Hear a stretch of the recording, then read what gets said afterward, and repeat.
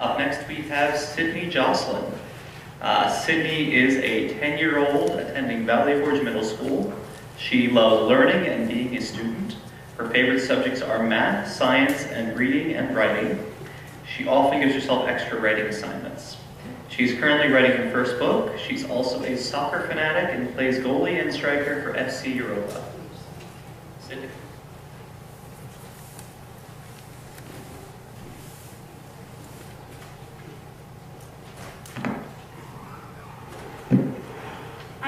This is one of my stories from school. It's very short, but it's kind of like a narrative.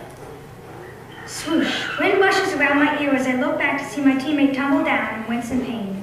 I watched him limp off the court and realize, I'm next. I frantically sprint out of the area, wondering, who shot him?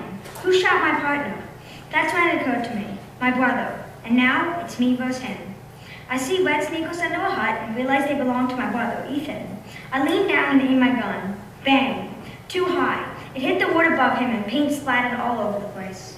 I scrambled to find cover and stumbled over a rock. Uh-oh, my arrow scattered all over the place. Before I could even think, I crawled over all the chipped pieces of wood and rocks just to find cover.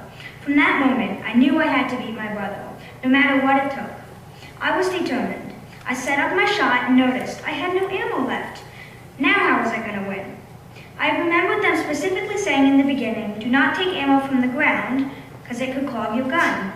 But I was too far in to stop, so I reloaded my gun and started to sneak into the tower. Maybe if I got a top view, I could see where Ethan was. Maybe if I found him, I could sneak up and shoot him. I got a glimpse of him sneaking into a tower and jumped down the stairs. When I reached him, I slid between a building and a tree and hoped he couldn't see me.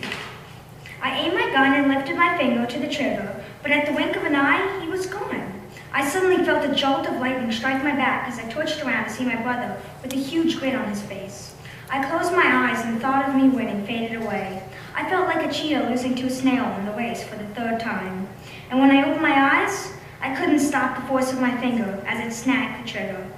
As I watched the paintball smash into his chest, my eyes played the whole scene in slow motion, and I realized the difference between his hit and mine. Mine was a clean hit, while his just bounced off.